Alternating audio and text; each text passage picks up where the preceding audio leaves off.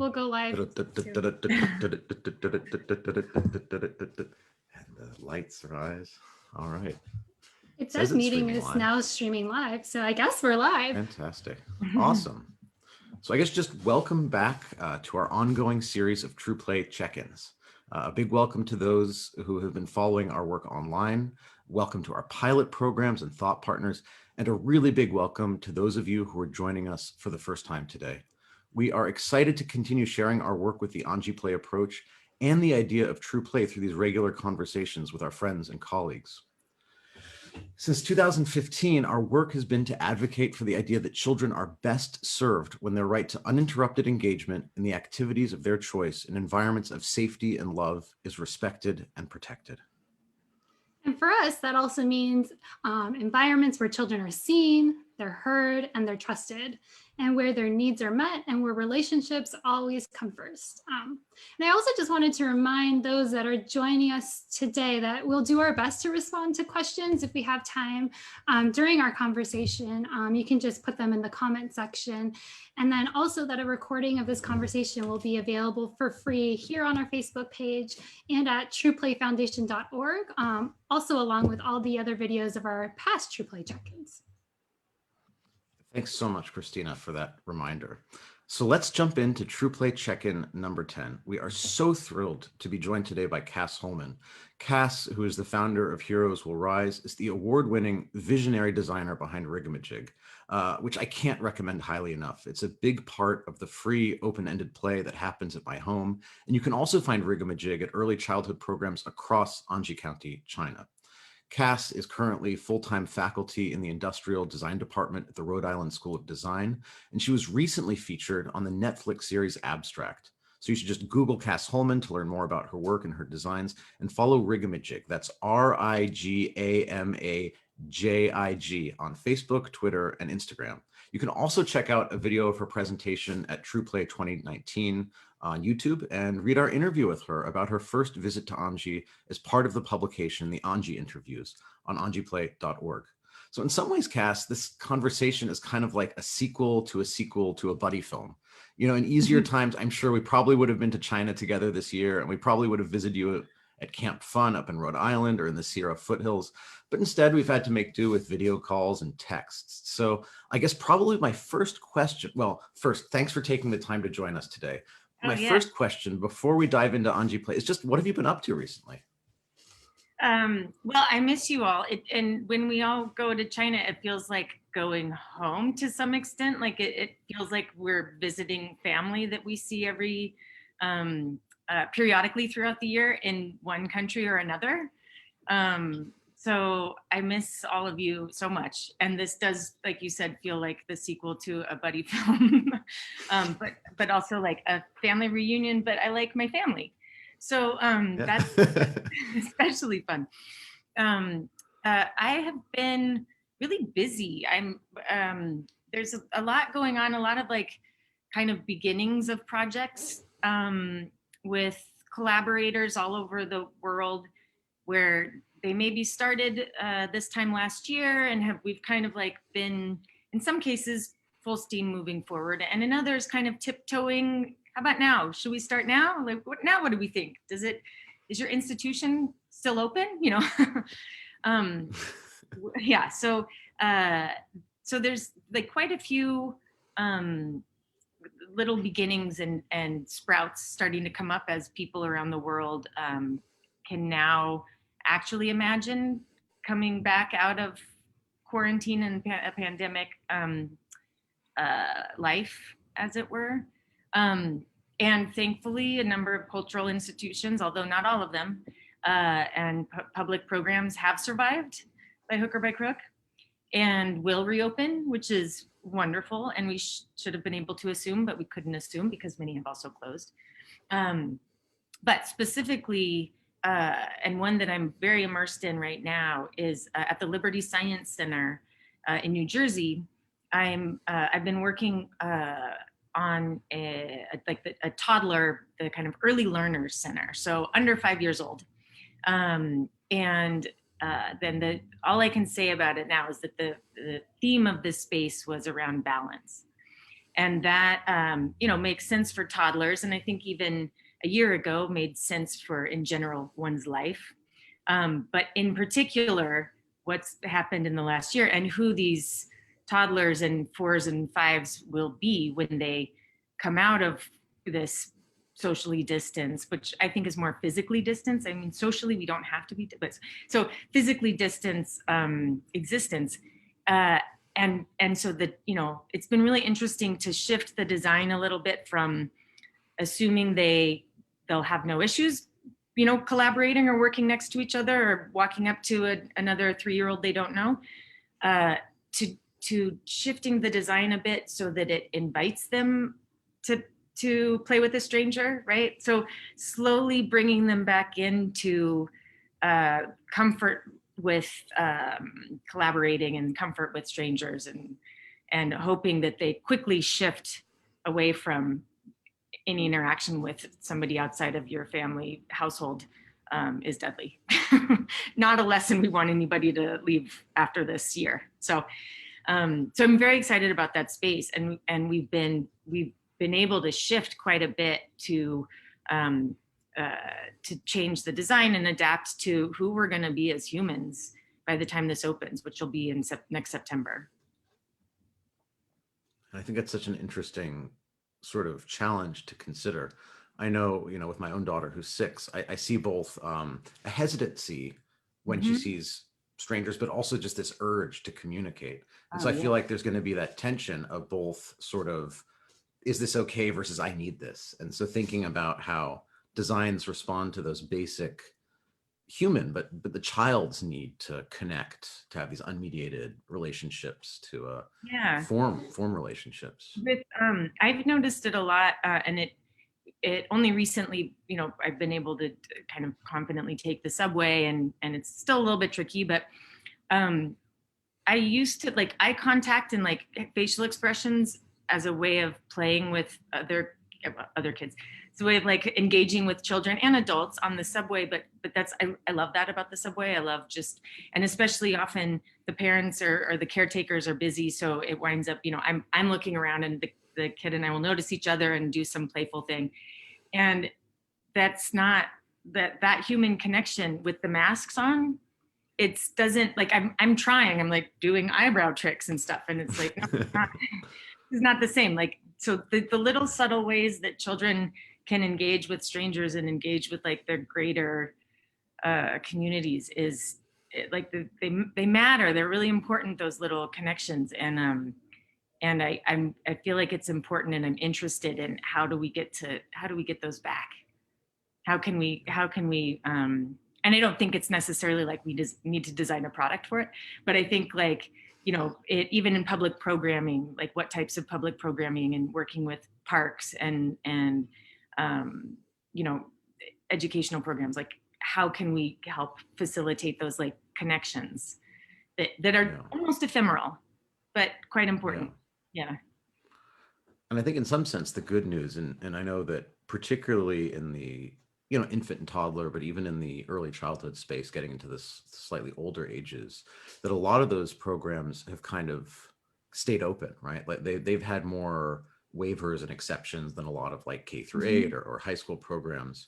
And I think the good news is we've seen that like children bounce back pretty quickly. Like they have that need and they know how to meet it. And I think there's like in the first few days, there's a lot more unrestrained, like, we've seen maybe a little more injury in the first couple days when it's like, oh, I'm like running across something really big suddenly. And like, I got this mask on and like, I'm just so excited, but like, but there is, the children are resilient. Not that there aren't great things that they're going to have to, that they're overcoming and coming back. But, I think we can take heart in knowing that if children have that space and that time to structure their own play, to find their needs in their interactions with other children, that they can do that. So that's exciting that you've got that work going on. So I guess, you've been to Anji a number of times. We reached out to you because Ms. Chung, who's the founder of this approach, who's designed these materials, really needed to sort of standardize them for mass production in China. And now, it's like a national priority to bring Anji play to everywhere in China. So those designs that you worked on, those standardizations, are having a huge impact because they're sending ladders and barrels and planks out across the nation. And, in pilot programs in the United States as well, those objects and materials that you worked on are definitely part of the experience of children and educators there. I'm just curious, from your perspective as a designer, as an educator, how is Anji Play, the work with Ms. Chung, with Anji, what have you reflected on? How has it impacted you? Oh my gosh. So much. I think I have to almost, it's hard to not anchor things in now, because so much, especially because I think about and refer to and I talk about Anji Play a lot pre-pandemic, but in particular, I'm involved with a kind of program residency with a museum here called the Year of Uncertainty. And it's a bunch of artists and community organizations who are kind of collectively like, what is an art institution? What is the next year of our lives? But which really we kind of know it's probably like a decade of uncertainty. But I think that the one of the things that I'm continuously learning about Anji Play is like the value of not knowing, right? So there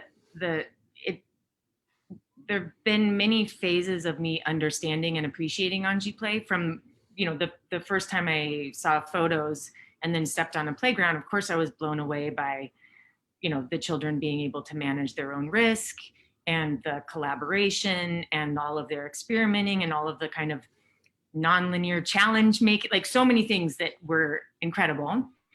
But as I've gotten to know it more, I feel like the underlying principle of not assuming that, of the role of adults, not assuming that we know everything or anything at all, is it finds its way into the pedagogy or the materials or the decisions and structure of the Anji Play model in ways that are going to be so useful to going into something that we don't know. We don't know what's going to happen. I mean, and I would argue that previously, I think because of technology even, and because of the way that the world is changing, humans are changing, but also like the planet is changing. That ability to shift and say, oh, actually, maybe plastic was a terrible idea. Let's stop using that. Or like, oh, wait, we thought cars were great. Turns out they're not. Let's stop using them. So I feel like the people who come up in Anji Play they're agile. They can be like, that's not working for us all. Let's all stop doing, there's something in it that I think will make them able to shift as the world continues to change, and shift in a way that will behoove the world. Like I said, with like, it'd be best if we weren't driving cars all the time anymore, and someone who's comfortable in change and in uncertainty can do that. And that's something that I think comes from not assuming that we have this collective knowledge that we're trying to pass on. Rather, in Anji Play, there's an enthusiasm for curiosity and an enthusiasm for discovery and play, and like the agency of a human to have a drive to love and to collaborate, and that's the underlying principle. It's I think it's a paradigm shift.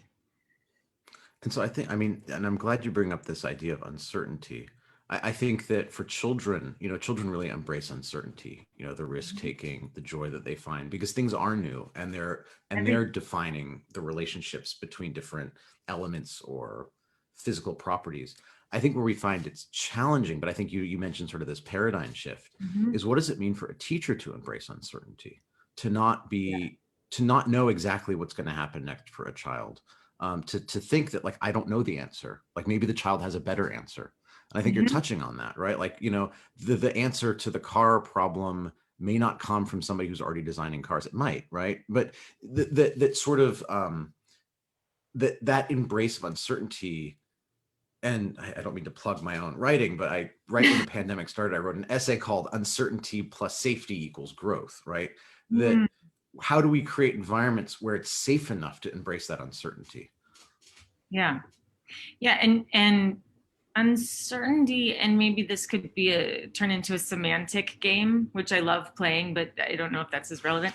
But like the difference between uncertainty and unknown, and also like discovery, right? So uncertainty and unknown, or curiosity, like where those fall, I think we could parse out in a way that it would be really interesting. But I think that that the teacher, your question about the teacher, it requires a level of trust, trusting that you're a good teacher, first of all, trusting that you don't have to know and I experienced this as a professor. There's a lot of times students, of course, like especially in industrial design, and I taught in foundation studies at RISD, which is a much broader curriculum. And so there's always going to be something I don't know. Of course, the students are doing projects related to food systems or healthcare or really specific elements of technology. And my job isn't to explain any of those things to them. My job is to help them be curious about different elements and maybe like make connections and ask the questions that will help them discover something new or interesting or valuable about what they're designing, right? And I think the Anji Play teachers, they have a certain level of trust in the children, which requires a level of trust in themselves. So, my point with the students is that it's hard to say, I don't know, right? And especially because, when I first became a professor, I felt like I was a design imposter. I didn't go to industrial design school. So a lot of the classes, I hadn't taken the classes that they had. So I didn't feel the confidence. I didn't trust myself to say, I don't know. I was like, I'm supposed to know. And finally I was like, well, I don't know. So I can't tell them I know if I don't know. So, but I've shifted from, I say now, I don't know, let's figure it out. And sometimes even if I know the answer, I'll still say, I don't know, let's figure it out, because it's give a man a fish kind of thing, right? I'm like, let's find the answer. What, you want me to Google it? Let's what do you, so all right, let's go ask somebody, so-and-so's work is about that. Let's go ask them. So there's this kind of embracing that it's fun to not know, right? Like the goal isn't to know everything. The goal is to be interested and get in there, like the process of figuring it out, which still implies you're trying to understand something, but that's often the play, like the process of the inquiry, unrelated to the answer, if there is such a thing, for me is like what gets time in Anji Play in a way that I don't see in other models of education. And the teachers let that happen.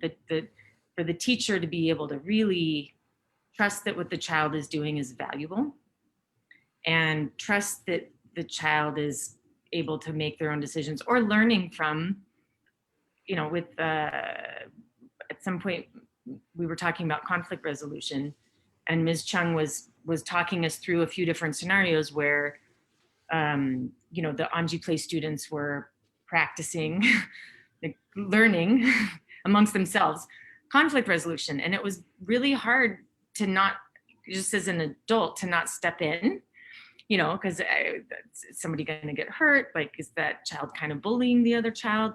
And the teachers, of course, so I was taking the cue from their teacher that was there, and watching them, and then having Ms. Chung explain it, the many stages of what it takes for the children to learn conflict resolution among themselves, which they wouldn't have done if anybody had stepped in. And it definitely took going further than I was comfortable with, but the teacher knew and trusted. The Anji Play teacher trusted, all right, he's gonna hit him with the stick, and of course there's another stick right there, it's the same. but it's this one that everybody wants, right? So, and she was right. Like it did play out. And then when it was discussed later with the kids who'd been fighting over the stick, they were like, yeah, I didn't need it anymore. I could have given it to him. I don't know why I wanted it. I'm sorry. You know, it was like, and because they were let to resolve their own conflict. And so now they're not going to need an adult to step in and solve it for them. Like, we all need this. All of us need this. Now, as a designer, right? So, I mean, I think that you're a very different designer than a lot of designers, but oftentimes you think of design for playgrounds about going in and like the children will tell you what they want, and then you build them what they want, or you come in with, I want children to learn this, so I'm going to build this, right? And so you're talking about sort of process over product in some sense, but at the same time, you're designing things. So, I mean, I think as a designer, how is this part of your design process? How do you think about design when you're thinking about, okay, well, children need space to figure things out, or? Yeah, the two scenarios you just described, I wouldn't say I do either. In part, I have tried to do kind of co-design with children, and it's kind of not fair because they're like, it's going to be made out of cotton candy and water and fruit punch. You know, and then I'm like, okay, sure. And then I like give them this completely other thing that's steel, you know? So it's not, or either that, or I would be like, well, if it's over 3 inches off the ground, it means a railing. It's not, that's not fair.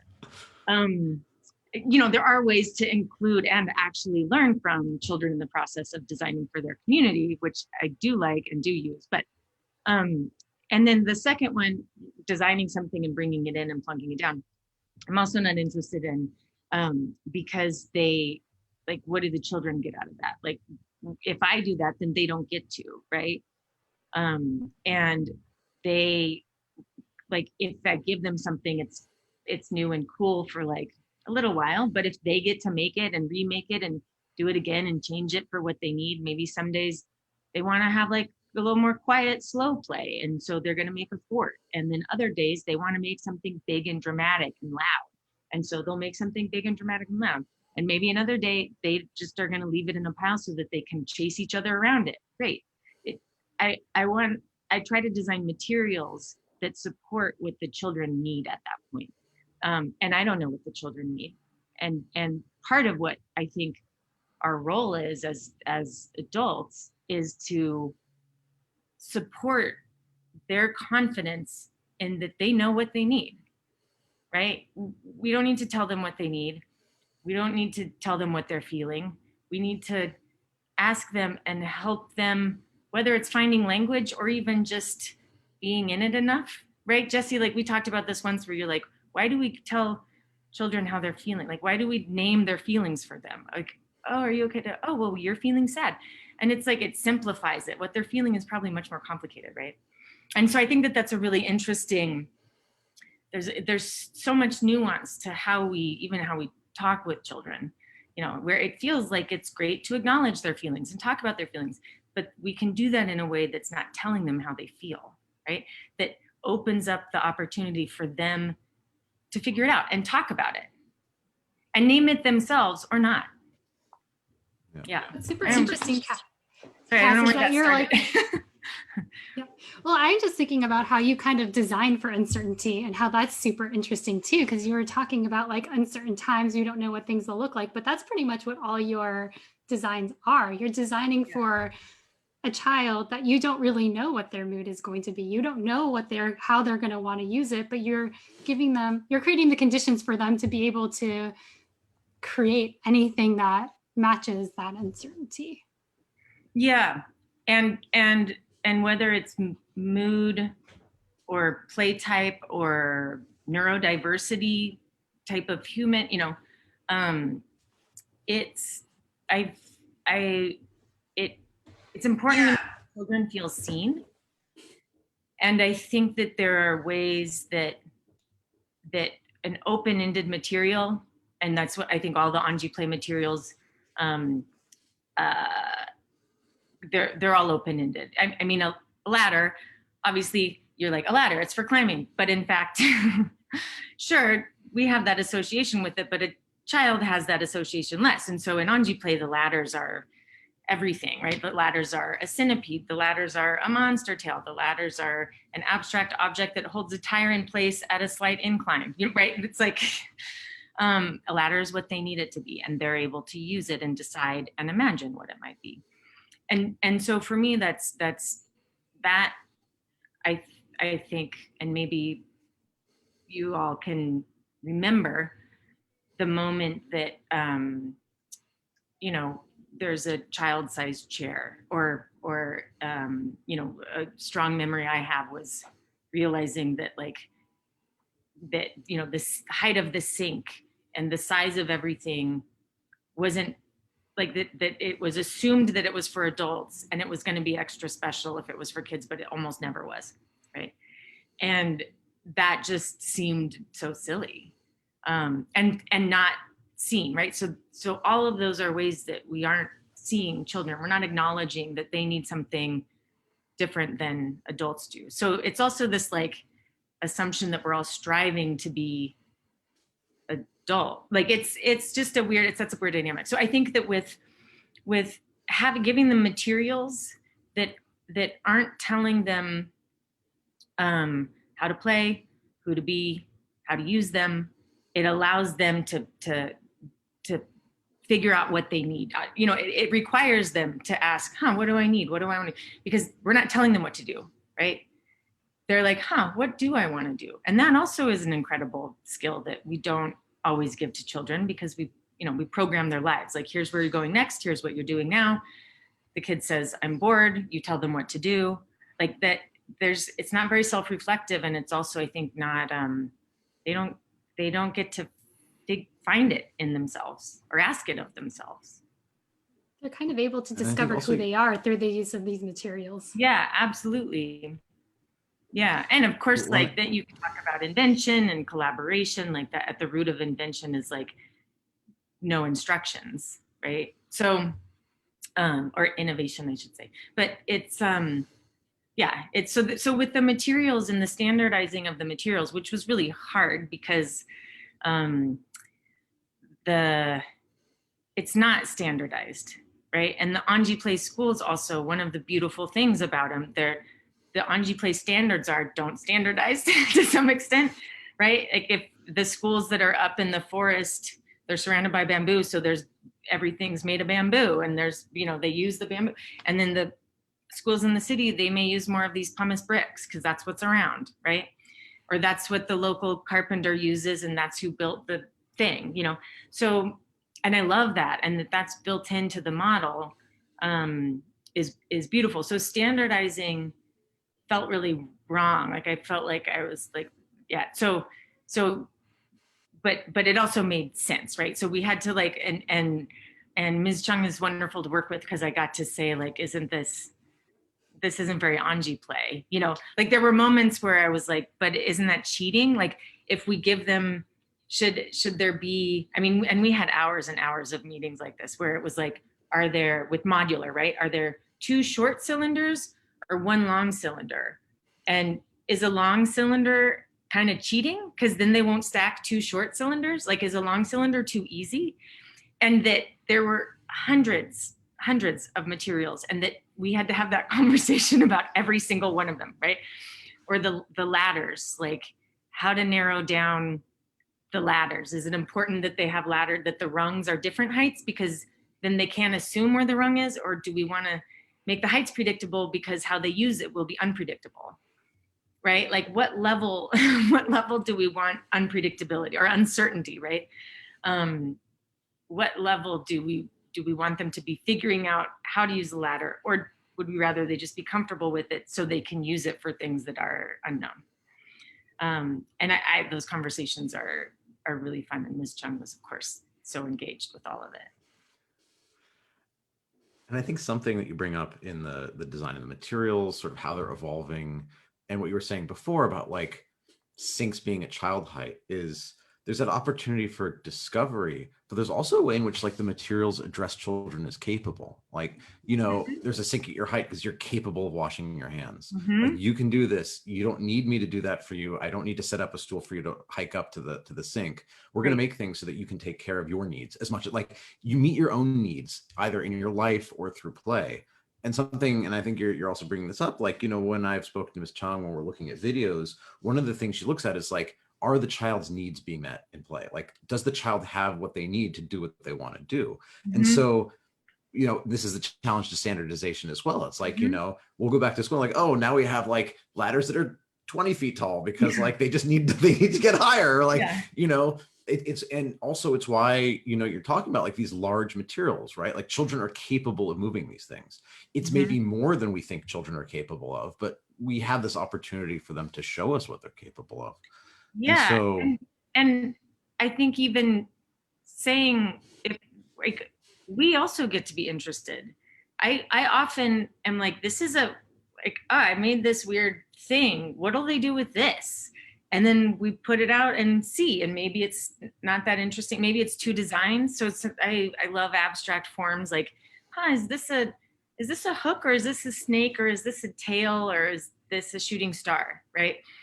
And so most anything that kind of needs a form gets to be that, you know, literally where I'm like, I need a hook or this these materials need to have a hook included, so let's make the hook also all of those other things.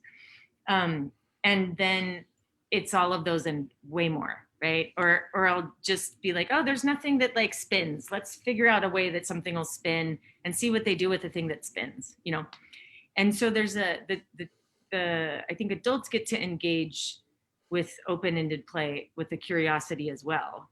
You know, what do you do with that? And then maybe it works, maybe it doesn't. And so it feels a little bit like um like sometimes it's like giving them a gift, or but like I think that's kind of a way that I play with them. You know, like, hey, what do you think of this? Or and like you said, if like with Ms. Chung, I think, what do they need? And it's like, well, they're not able to get up in this tree. What if we give them uh you know, what if we were to hang this rope over here and then leave some rope over by the tree? Not quite that premeditated, but or they're not able to get up in that tree and I can tell they want to, let's give a taller ladder and see what happens. And then a month later, the ladder, which has been all over the playground, eventually a child is like, hey, and then does it. And Ms. Chung's like, cool. Right. And so, yeah, that the materials get to support the and facilitate that sort of like discovery and inquiry is, I think, kind of the goal. And I think also that they in that question of, is the material itself a challenge or does the material lend itself to the challenge invented by the child? With the Anji play materials, we've definitely fell on the side of the material facilitates, sorry, my dog is drinking water. The material facilitates whatever way that, like, or multiple ways that the children might investigate gravity, trees, bugs, all of the things, you know. So uh, it's it's it's almost like, I mean, and I've had this conversation with Ms. Chung also, which relates to what do they need. Um, Starting to see where we can help, like the material can help push their inquiry and make them make them make it push it further. Yeah, just push push the inquiry.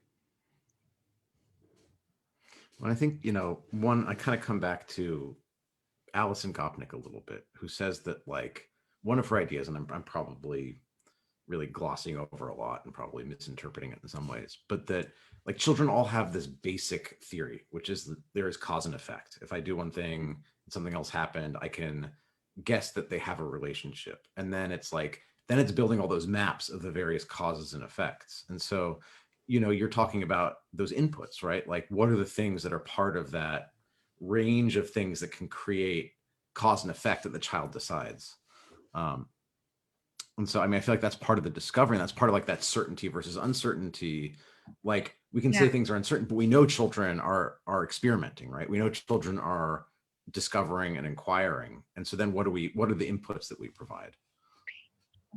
And tools, maybe input, maybe we could like, it's interesting to shift, if I'm calling them, like if the materials are inputted and then you think of them as tools, that they know that 2 short blocks make a tall block. They don't have to keep figuring that out. It becomes a tool they know how to use in order to do this other thing, right? So in order to test that theory, or in order to push that idea further. All right, if the tire goes down the ladder and bounces twice, what if we do 2 ladders? Will it bounce 4 times? And then when it does, can those 5 children throw blocks through it when it bounces after the 3rd bounce? You know, the really, and this is where also in so much of my work, I say easy is boring. And in children's play, it's not about like that you only need to push one button in order to do a thing. Like that's not play, right? Play is sometimes complicating things. As soon as we see this every day in Anji Play schools, the minute that they master something, right? And so there's levels of mastery, walking on a barrel or building a stack, the tallest, as tall as it can go, stack of blocks. The minute they do it, it's like not interesting, right? The goal isn't to master it per se. It might feel good. They're like, cool, I did it. And then they move on, right? And with a lot of these kind of non-linear obstacle courses, the goal isn't for the thing to get anywhere. The goal is to like keep complicating. As soon as they know the tire's gonna bounce twice and then go through the barrel, then they're like, okay, but can 5 people in 3 different places throw things through? And then all of the negotiating of like, okay, now you drop the ladder because I'm gonna throw the thing. And then as soon as they do it, as soon as it works, they shift it. And they're like, okay, now that's boring. Now it needs to be harder, right? And I just think that's so interesting. And again, this is where I'm as a designer, I see this and I'm interested in like what's going on. Like everybody has a different lens. And this is what been wonderful in all of my visits to Anji Play. There's almost always people from completely different backgrounds and discourses and disciplines, and they have their lenses, right? We have just so many different ways and understandings of the complexity of what's going on. And as a designer, my approach is like, all right, how can we design for that? Or like, and with the standardizing, it was that like, we want them to know that 2 of these ladders is the same as that, and that the ladder, the rungs of the ladder will always fit in those 2 slots so that they can, so it was kind of making the system uniform and making it work, right? So that there's a difference between, like I said, like being challenged by the material and using the material as a tool in order to create your own challenges, right? We didn't want them to be challenged by the material. We wanted them to use the material to create challenges, which I would say a 10-foot ladder in itself is not a challenge. The child who sets it up and decides to jump from it has then used the ladder as a tool to create a challenge for themselves. That makes me think about like also like different types of playgrounds too. So like I feel like Anji Play has these specific principles and are very intentional about the materials. And you just did a wonderful explanation of that. But it makes me think about like the contrast to like these junk play yards where there's all sorts of materials out there. Like because children have to rediscover the properties or discover the properties of each individual material on its own, are they ever able to get to that point that you're talking about, like where it's more about the interesting thing they can do with the materials instead of about the materials themselves? And I think probably yes, but it probably takes us so much longer. And do children get enough time to spend in those spaces so that they can get into that more interesting type of play? Yeah, I mean, that's tricky because I'm also a huge fan of junk playgrounds. I would argue that that they function as playground. If you were to build a school model, an educational model around junk playgrounds, again, I think you could argue the value of having it be like, I think that ultimately the children would wind up being so familiar with each of the different materials that they would, it would be more of a material-based exploration. But I think that in as much as that exploration and the curiosity around what changes every day, or when there's a new thing introduced, there's a really great documentary. Well, there's two great documentaries that come to mind. One, I'm forgetting the name of it. It's about adventure playgrounds in Wales. I forgot the name. And then similarly, forest playgrounds, right? Where there's some things that are known and the same every day, and that's the documentary Schools Out is so fabulous. And I think that the difference is that with the structure, the Anji Play structure,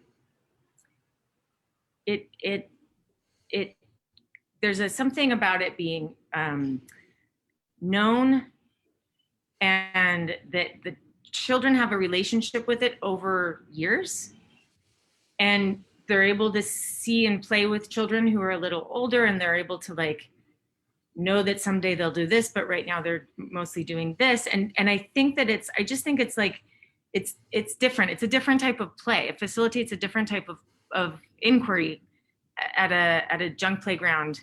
And I would argue that like with Anji Play schools, there's a longer term engagement. Yeah, and maybe this is kind of what you were saying, Krystina, like they kind of forget the material itself because they're interested in what they're using it for. Like it becomes a tool in the way that a plumber approaches a wrench, right? Or a runner puts on their shoes or something. Like, don't think about it.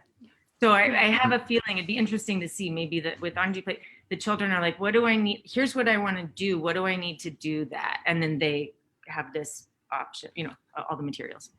Is the documentary called The Land? Yes. Yeah, thank Sarah. you. Yeah, Sarah, who's watching, helpfully reminded us of the good. Yeah. documentary. And I think, I think this brings up an interesting subject, which is, and you kind of bring this up, sort of in Anji, we think of materials as being large, open-ended, movable, masterable. But there's also two other ideas you were kind of touching on, which is like interrelatable. Like there is a relationship between the different materials, so they can be interrelated, and that they're minimally structured. So there is a degree of structure. And I think, maybe this is sort of like the Cas interview part 2, where we go a little bit deeper. But I think there's also these cultural questions. And we could think of them as cultural questions. We could also think of them as specific to organized learning settings of sort of, even within the environment and in the day, it's not unstructured, it's minimally structured, but there is specific structure there, right? So like all of the ladders of one type live together in one space next to all the ladders of another type, all of the blocks of one type live together in one space, and they're easily accessible and the children can master them. But there is, and there was an interview I did with Ms. Chung where she said like our tidiness.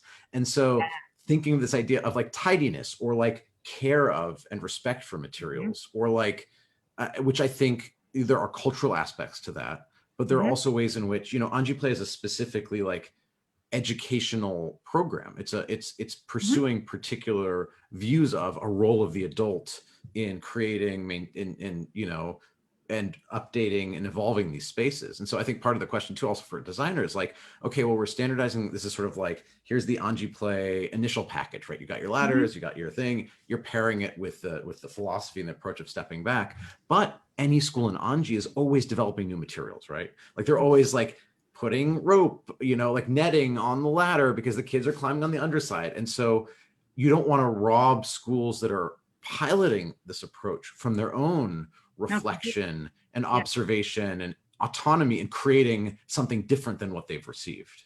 Absolutely. Well, and I think this is where also for me, like the cultural element is context, right? So you could say like there's that part of the model is that, and we get into a little bit of trouble with things like this, but like Montessori materials are the same everywhere around the world, right? And of course, like every school in different countries, they supplement the materials, but the materials themselves are standard in a way that is, in my mind, less context aware or less context specific. I don't know that for the material specifically, it's built into the model in the way that it is in Anji Play, right? So for example, the baskets that are used to convey materials, right? So we've got a lot of smallish parts. What's a little storage to get them from here to there? And even throughout the Anji Play schools we visit, there's variations in what that is. Like, is it gonna be just the cheap plastic bin, or is it gonna be this woven bamboo thing? And it's important, and this came up a lot also, it's important that children see those as kind of everyday objects. So they're going to be something that they're appropriating for play. It's not, some of the things are designed and they only see them in Anji Play schools, but most of them, in fact, aren't toys. They're and they see them as, this is a piece of wood, this not like a building block, right? And so so that every school, where possible, that woven bamboo basket that's then like this plastic crate that in other places might be a different type or a different shape of basket, in the US is going to be a milk crate, right? And so we talked about this a lot with and my dog is drinking water again, with a number of the materials, and even the woods, like the wood we used. Well, what's the wood, you know? And so I think that we try, and often it's a matter of scale, but we try to make them things that children are familiar with. Also because then they see them out in the world, say that they're with their family going to the grocery store, and out in the world they see people, like very serious adults doing serious things with ladders, and they're like, I know how to use that. Like, oh, you're climbing it. I used it as a, you know. So I think that's also really important, that play is everywhere, and they're able to see play everywhere. It's not a specifically colored thing to use in a specific way. It's something they've appropriated for play. So I think about that a lot. Something that was really interesting, Cass, that I've been thinking about how these standard materials, how children put their culture on them.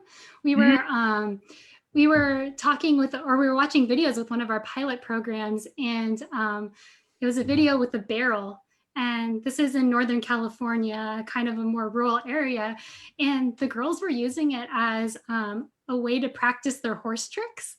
And so they were teaching each other like how to do horse tricks on top of the barrel. And I kind of was like, I've never seen the barrel used in that way, but that was a context that made sense for them. That was something that they were doing outside of school, and how cool that these materials offer them the opportunity to bring their culture from outside of the school in too. So I think it's interesting to think about, like, okay, how are you bringing the culture into the school with like the baskets or the materials that we're choosing, but how do open-ended materials allow children to really bring their culture or their ideas, or what they're experiencing into the world, into their play too.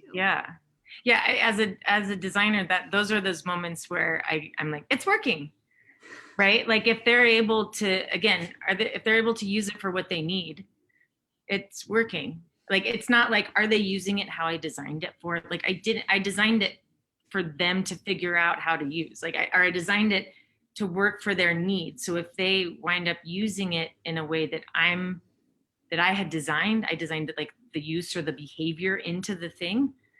That's about me. That's not about them. And I don't want to be, I don't want my designs to be about what I think they need to do. Right. I want them to be able to, and it's not like that I don't think children necessarily like stop at the edge of the playground and reflect, like, what do I need today? But there's something there when it's very automatic. But Jessie, I wanted to say your point about the tidiness and the organization. I think that or the structure of the structure of cleanup, right? That there's all these materials, but they're standardized, right? So there's 100 of these and 50 of these, and within that they're the same, and they all have a specific place. And the children do the cleanup themselves. And of course we could talk forever about cleanup, but it's like seamless with the play. Nobody complains. It's part of the play, right?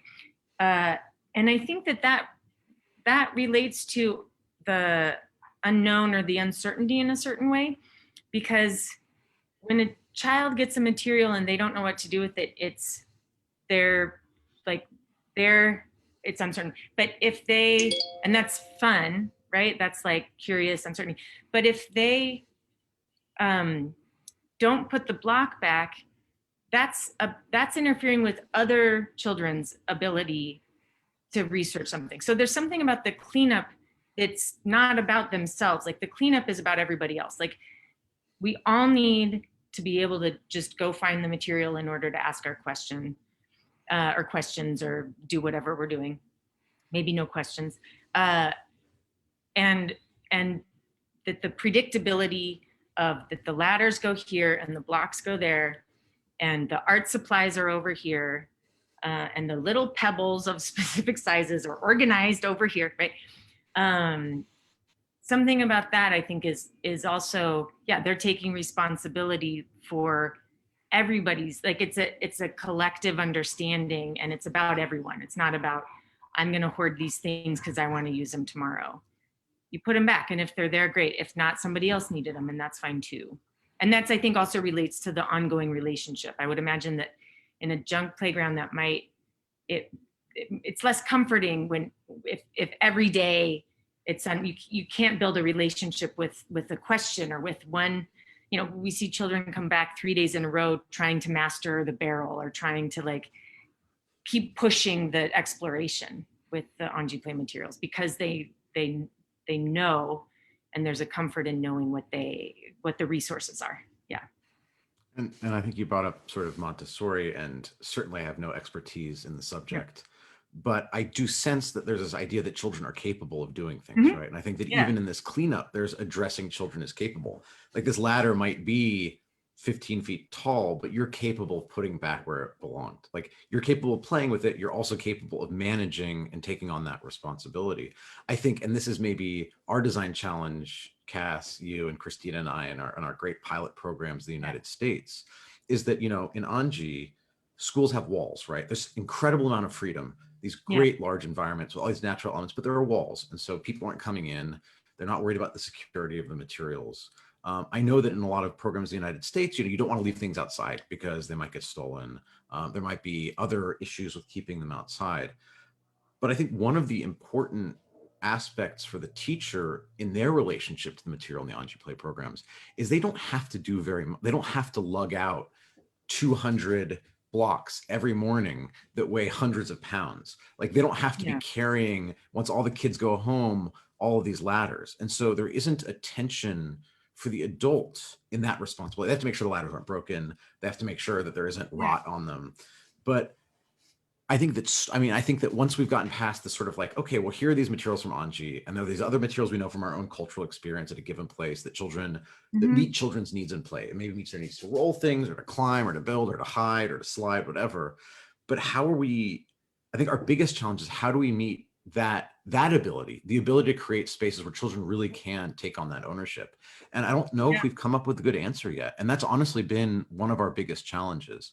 It's like, okay, you buy these like plastic sheds with doors, but then everything's crammed in and like the teachers have to bring them out. Like I think that's something to think about. I think that, kind of what is the actual cabinet is a sourcing and varies. Do you have snow or do you have heat? Like what's going to hurt the wood? But I would say, so one thing I think the first, and being that I've designed a lot of loose parts and over the years talked to a lot of teachers who are like kind of secretly or not so secretly hate me because they're like, why do you keep giving us shit to clean up? You know, or like, thanks for that. So I'm going to be clean. And I'm like, you know, well, you know, but no, actually you're not. And I think, and I have so much more confidence in saying that now. Like before I saw Anji Play Schools, I was like, well, it can be part of the play, you know, but I hadn't seen it modeled in the way that it is in Anji Play Schools. And there was one moment when the cleanup, like we said, somebody starts playing music, all of a sudden, and you'll be watching the play and then you don't realize it's even cleanup time because so all the materials migrate back. And at one point there were two children who they kind of, for everything they put away, they'd bring two more out. Like they got a bike to go and pick up one block, and then they put the block on the pedals and were pedaling it back, and then they put the block back and then got a bike and a board and took the board. So it was like the Rube Goldberg. And all of the other kids had gone into the classroom, and I was standing there with a teacher and thankfully a translator. And I said, okay, at what point do you draw the line? This is like kind of ridiculous. We could be out here all day. And the kids already went in, like, when do you say, all right, enough, let's go? And she was like, well, why is whatever they're doing in the classroom more valuable than this? You know, like I was assuming that we had to hurry up and do this in order to get over there and do that thing. And it's just not, it's a different, again, paradigm shift. That's not the case. What even if what she maybe was like would walk away from was like, oh, maybe I dilly-dallied too much and I missed the beginning of lunch or something. Then she got to learn that, right? And she didn't need somebody to tell her, hey, hurry up and clean up because you're gonna miss lunch. She experienced it. And so she can choose, like, all right, I don't want to do that again. So next time I'm gonna like maybe be a little more efficient, which I don't know. I don't think Anji play is necessarily about efficiency, which is great. Well, but, and I mean, oh, go ahead. Sorry, no, I'd go. I was just gonna say, so that, and I think that started. I started on that based on the perception that more stuff is more work, or that any loose parts are work for the teachers. And I think again, it comes back to like at every step, ask, what is your assumption? What are you assuming, right? And when it's like, oh, more parts, then we're going to have to maintain them. Do we even have a maintenance person who's going to maintain? And it's like, okay, what are you assuming? You're assuming that you're going to maintain them. Why can't the children maintain them? They love sanding things. I worked with a school in Seattle who they wanted an outdoor Rigamajig. I was like, I don't know, let's try. And again, in order to try to like get the price down, we found a low, like a fume-free finish. And the children did the final step of, and every year they refinish, they find the places that might be a splinter and they sand it with a little sanding block and then they put the finish. So, and they love it. They love taking care of their things, right? And so again, I think there's an assumption like, well, are you assuming you're gonna have to clean it up? Because that's actually a valuable part of the play. Are you assuming you're gonna have to maintain it? Maybe it's for the, maybe the children can maintain it. So it's, I think there's a moment to kind of like, again, paradigm shift requires us being aware of our current paradigm in a way that we're not. Yeah. Whenever I given, or when Ms. Chung came and we kind of toured around, the poster that I made, the announcement about the talk was like a photo of an Anji Place school and all the ladders and blocks and the sand and water play. And so a photo of that, and I, across it, I scrolled, this is a classroom. And to me, that's just like, that's part of the paradigm shift. Like we assume like classrooms are where learning happens. Children go, school has classrooms, therefore this is where learning happens. Therefore it needs to, and so when we see that, like, it's like, that's not a classroom. It's like, well, what's a classroom? And you kind of have to step back all of your assumptions. And then kind of say like, oh, right, yeah, that's not true, or that's not a real assumption. A child can climb a ladder. Therefore, let's figure out how to make it safe, right? What if we give them mats? Great. What if we like give them short ladders at first? Okay. Yeah, it's also challenging your assumptions, and you kind of assumptions about what happens at particular times of the day. And I think you hit on that so beautifully with like the cleanup time, right? Like the purpose of cleanup, sure, it's to get the materials away, but your purpose as a teacher isn't to show the children how to clean up, or this will happen when you don't clean up, or like that. Yeah. Some of those lessons naturally happen, but that's not the purpose of that particular time. And I think so many teachers I know I struggled with, it's like, this is a distinct period of time where this particular outcome needs to happen. But when you let go of that and you just let it happen naturally, or you spend time seeing the amazing things the children are doing, like how awesome that they figured out how to ride a bicycle by putting blocks on the pedals and like moving it. That's like super amazing. And okay, well, they missed the first part of lunch, but that's not the important part. They don't need to learn. They're naturally learning that. The teacher doesn't need to reinforce like, oh, you took so long, so then now we're going to talk about why you missed the first part of lunch. Like that doesn't need to happen. It's just, and then child learns by being in the environment. Yeah, and in the meantime, the students who were inside and had to start lunch without the students who had to start lunch, like her table that usually has 6 people, the they had to figure out, all right, who's going to get, she usually gets the pitcher of water. Who's going to get the pitcher of water? Because the lunchtime is also collaborative. It's definitely evening walk here in Brooklyn. It's the hour. Sorry about that. So No. I think also, again, and this is hard for me because I do have a weird efficiency. Like, no, it's not. I have to carry all the things at once. I can't make 2 trips. Right? Like my whole childhood was my mom being like, 2 trips, and I was like, no. Like, okay. got it. Yeah, no, I know that. Carried like, how over. much weight can this one finger take? Yeah, totally. And yeah, and it's not, why is that the goal, right? And the teachers in Anji play, there's a certain understanding or a trust. This is valuable. The table in there is learning something from it.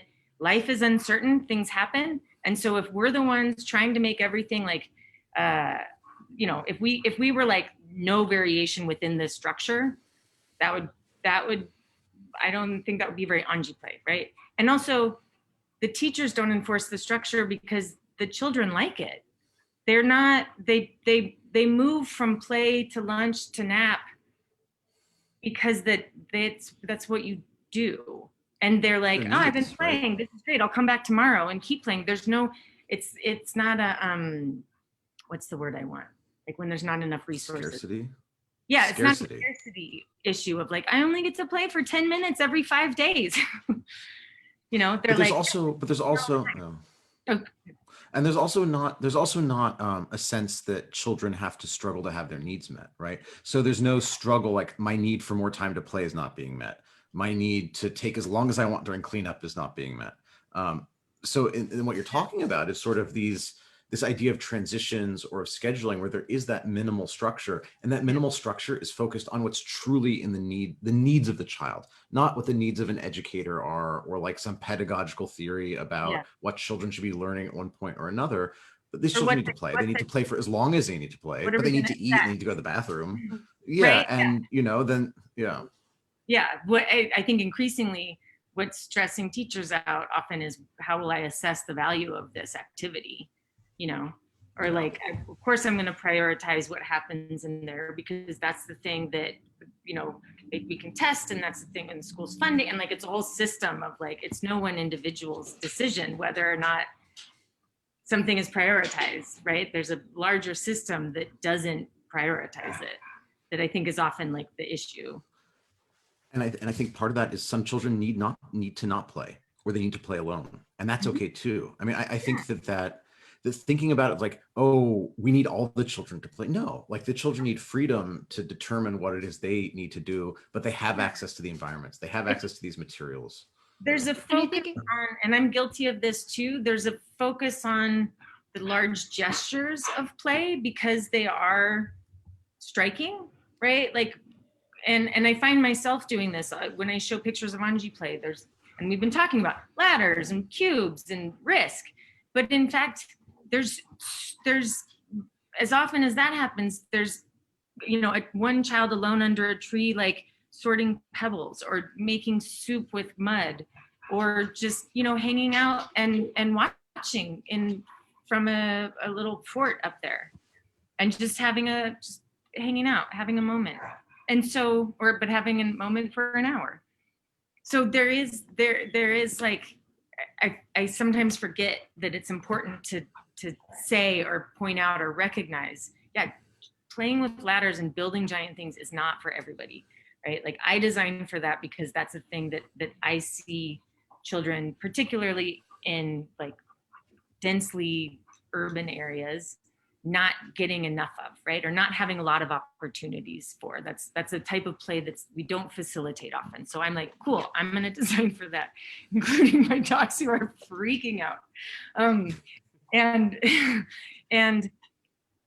But it's also implicit in Anji play that we're facilitating all needs. And honoring all needs. It's not like the child's need to sit there and watch and observe is any less valuable than the children that are playing or engaged deeply in the play that we consider play. Maybe their play is thinking of making a prediction about their friend's play and what may or may not happen. Like, we don't know. Like, that could be really engaging and fun for that child, but that's also valued. I think something important to point out too, though, is those children aren't like neglected or lonely or like cast aside by the teachers. Like, they're still checked up on. Like, the teacher's like, hey, like, is everything okay? And so I think that we oftentimes, when we think of children not playing, we think of a child as being lonely or they don't have a connection with a friend, but it's not the case in Anji. It's a very intentional choice that that child is making and that teacher is honoring. Yeah, and we see it also come up in the play sharing, right? So when they move into the classroom, I think one of the ways that the large gestures, like, or that I noticed, that the large gestures aren't like honored more or emphasized, is that as often as we, as the children as a group, talk about what they were curious about when they stacked a tire on top of a rock next to the bamboo and then put a brick in it. They also then talk about what the child, or what do you all get when you're sitting with a stick scraping mud? You know, what was that about, right? And so I think we see them as a group, and then all of the children talk about that. They're like, oh, I've done that before, and this happened, and then there starts a dialogue, and they get to learn about why other people do that, or what they needed from it. And so I think it's there are other ways that, like, everything is, as you said, Krystina, honored, right? All of the and call them play types or neurodivergence or moods, right? All of the versions of how and where they need to be right then. And I think something that you're bringing up, Cass, is just how, and you're talking about this before, how like what's happening outside is the most important thing. That play is the most important thing. If you need 20 minutes to clean up, and that's play, we have that time. If you're going to miss a little bit of snack or lunch, that's okay. You know, I was at a school visiting, and school of 500 kids. There were two girls that stayed out for another half hour when everybody else had gone in, because there were teachers watching them, and they had something they hadn't finished. They needed to complete that. They had a need to finish what they were doing. It was more important than the thing they also needed to do, and they were going to get through that. But then you get into the classroom, and there's that orientation of listening and hearing what those experiences are outside, inside. And so I think something that Krystina brings up, that you bring up, that, you know, the child that is off by themselves, if a teacher is stepping back and observing, if in the classroom there's all this other opportunity to hear what's going on for each child, whether it's in their play stories that they're drawing or when they're play sharing and talking about it, if there's something that child needs, if there is something that needs to be addressed, if there's a response that's needed, because maybe that child is sitting alone because there is something going on for them, that teacher is much more prepared to respond in a way that meets that child where they are. So it's not that it's always good to be sitting by yourself, but sometimes it's just what a child needs. Sometimes it might be something else, but it's harder to make that distinction until you've given that child the time and space to show you what their needs are. Yeah. And that, I think that's way less about materials and so much more about the role of the teacher, right? Which is, and when you started that sentence and we were saying that the most important thing is what happens outside, I thought you were going to say it's not, because I could also argue that it's not, like, or I would say what happens outside happens in every single part of Anji play, right? So when they go in, when they go in and have lunch, it's all the principles of Anji play. It's a round table. One child gets, they decide who's getting the pitcher of water, who's getting the rice, who's getting, and they all come. They wait till everybody has, they serve each other, the children serve each other.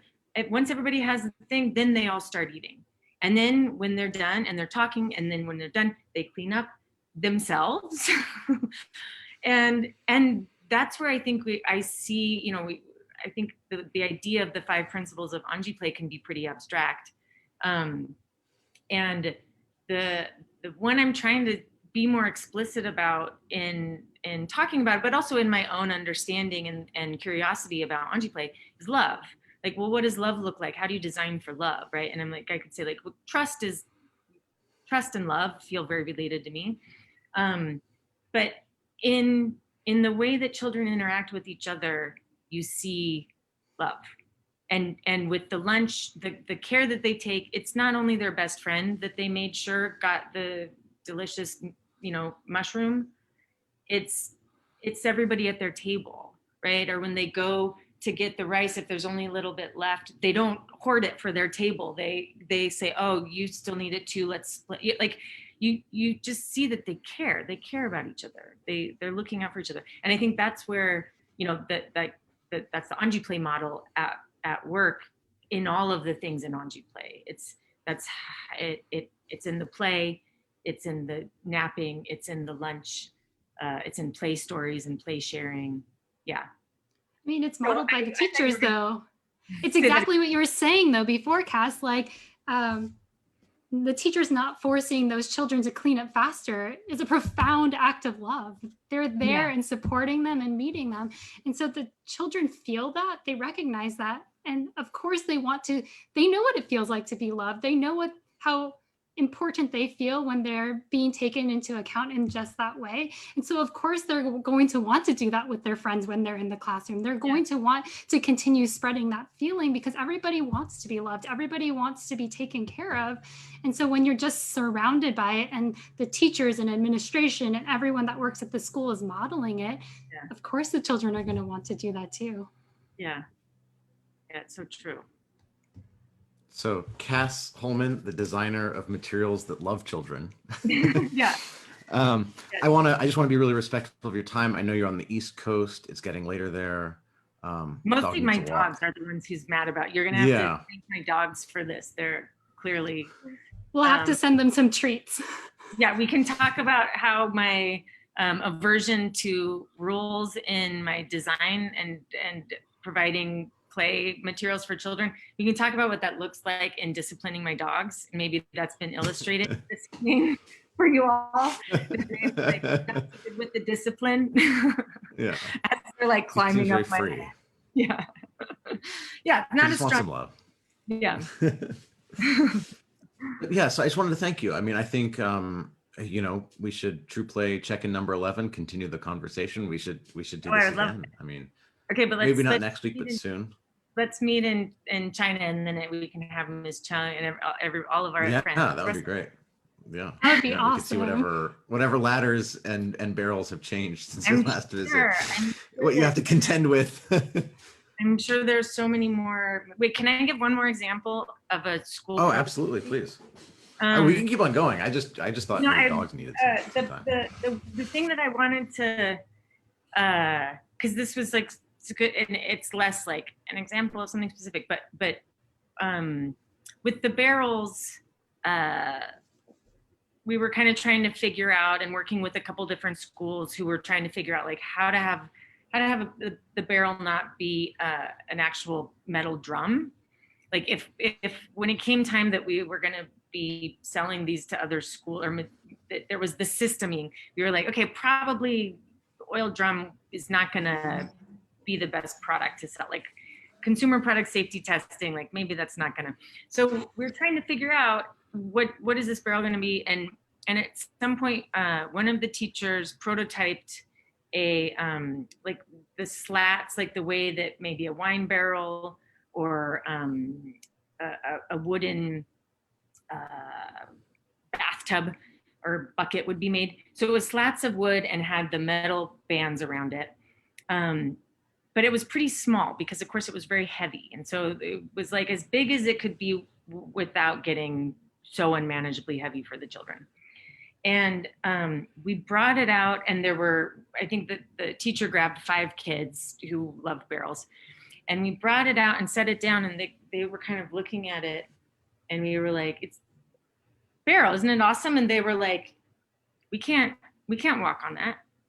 And I was like, what are you talking? No, just walk on it. They're like, it's too small. And I was like, oh, right. The circumference is, if you try to walk on a small thing, it's fast. And a big thing is, I was just like, I was part of making this. It didn't even occur. I didn't even think about circumference. You looked at it and instantly knew, no way, that's not going to work. Yeah. Circumference, dummy, and I don't know. I think it wound up being integrated in other fabulous ways, but probably never walked on because too small, circumference, hello. So this was just like a really nice moment where I was like, okay, if we did have to assess, does this work? Like there are these moments where it's like, they have spatial dynamics and an understanding of math that is so much different and deeper than if they were sitting down and writing numbers on paper. I loved that moment. Plus, it's fun when a 5-year-old is like, dummy.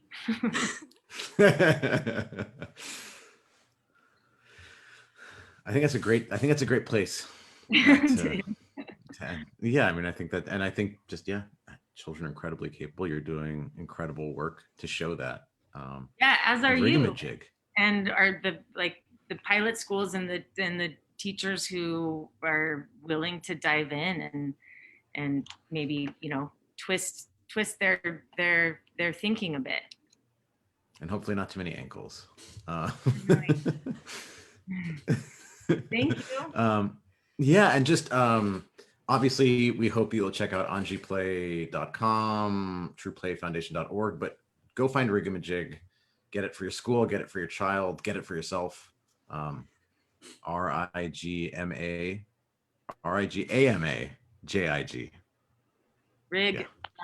Rigamajig. Exactly.